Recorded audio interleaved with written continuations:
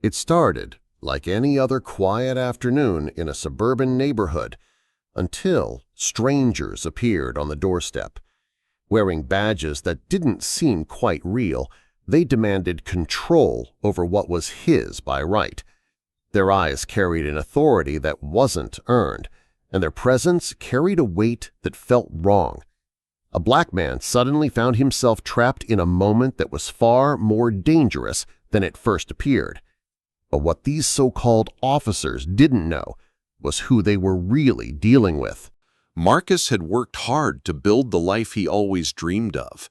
After years of military service, discipline, and sacrifice, he finally owned a small home in a quiet suburban neighborhood. His days were simple: morning jogs through winding streets, afternoons spent fixing things in his garage, and evenings with a book in hand while the world outside fell silent. To the neighbors, he was just another homeowner. To himself, he was finally at peace.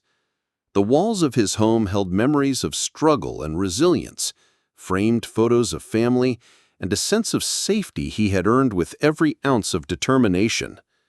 Marcus didn't flaunt his past, nor did he draw attention to himself. He was a man who valued order, respect, and the right to live freely without interference. Yet beneath that calm exterior was a man trained to recognize when something wasn't right. Subtle movements, the tone of a voice, the way someone carried themselves, these were details Marcus never overlooked. And on that particular day, as the sound of footsteps approached his front porch, he couldn't ignore the uneasy weight settling in his chest. He had no reason to expect trouble in a neighborhood that prided itself on peace. But trouble was about to come knocking anyway, disguised as authority, cloaked in arrogance, and fueled by prejudice. Because sometimes the danger doesn't announce itself with sirens. Sometimes it arrives quietly, wearing a smile that hides its true intent. The knock on Marcus's door grew sharper, more demanding, as if the visitors outside had the right to command his attention. When he opened it, two white men stood on the porch, their appearance calculated. Badges clipped to their belts, clipboards in hand, and an air of forced authority. They introduced themselves as representatives of the neighborhood's homeowners association. But Marcus had lived here long enough to know no such HOA existed. Their eyes swept over him with a sharpness that felt less like inspection and more like accusation. They asked intrusive questions, pushing into matters that had nothing to do with community rules: what he kept inside his garage, whether he owned firearms, how he maintained his property. Their tone wasn't curiosity, it was control. Marcus remained calm, but inside, his instincts told him something darker was at play. Their language was laced with entitlement, each word dipped in the unspoken assumption that his presence in this quiet suburban block was unwelcome. And when they brought up weapons, the truth of their visit revealed itself. They weren't there to check on property codes. They were there to strip him of his rights, to disarm him, and perhaps even to intimidate him into submission. The men leaned closer, their voices tightening, warning him that non-compliance could have consequences. One of them smirked, as if testing how far they could push before Marcus would break. To them, this wasn't a routine visit. It was a performance of power, designed to remind a black man of where they thought he belonged. Marcus's pulse slowed, not from fear, but from the discipline drilled into him during years of service. He didn't respond with anger. He didn't raise his voice. Instead, he observed, memorizing their posture, their movements, the subtle tremor in one man's hand as he held the clipboard. These weren't real officers. They were imposters, fueled by prejudice and emboldened by a false sense of control. But Marcus knew better than to underestimate danger, even when it wore a fake badge. And as the men's demands grew louder, their threats clearer, one question burned in his mind. How far were they willing to go? The answer was coming, and it would arrive sooner than they expected. The air on the porch grew heavier, charged with hostility. One of the fake officers stepped closer, lowering his voice as if delivering an ultimatum. "Hand them over," he said, gesturing toward Marcus's garage. His partner shifted uneasily, but the smirk on his face betrayed the thrill of domination. Marcus's patience had thinned, but his discipline held.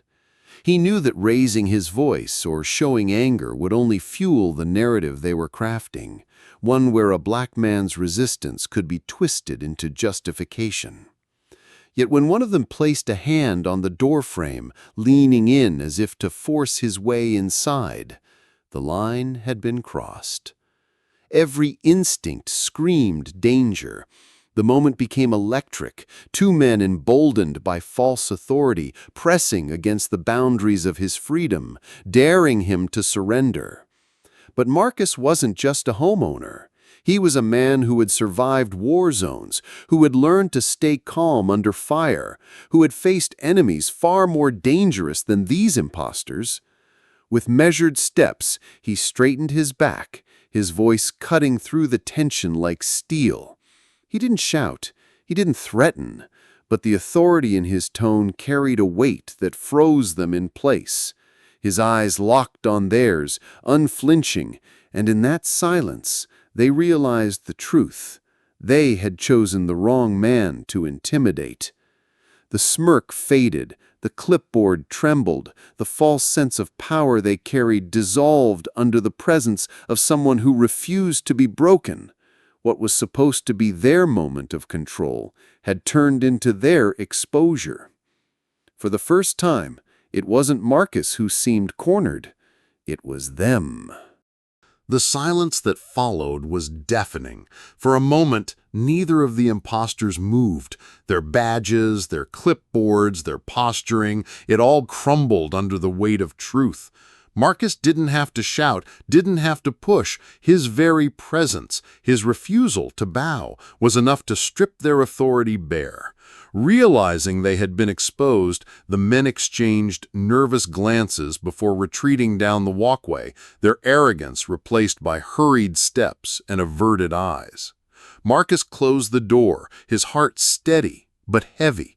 He had faced danger before, but this was different. This wasn't a battlefield thousands of miles away. This was his own front porch in the neighborhood where he had hoped to find peace. The war had followed him home, not in the form of foreign enemies, but through prejudice that wore the mask of power. That night, he sat in the quiet of his living room, reflecting on what had just unfolded. He had stood his ground and protected his rights, but he couldn't shake the truth that lingered. What if it had been someone else? Someone without his training, his composure, his ability to command fear without raising a hand? How many others would have been silenced, intimidated, or stripped of their dignity under the same false authority? Marcus knew his story was more than just an encounter. It was a mirror held up to the world, a reminder that racism doesn't always come with open hatred. It often arrives quietly, dressed in uniforms, titles, and authority that it does not deserve.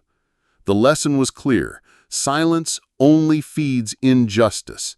And so the question remains, when racism comes knocking at our doors, will we recognize it, resist it, and refuse to let it win?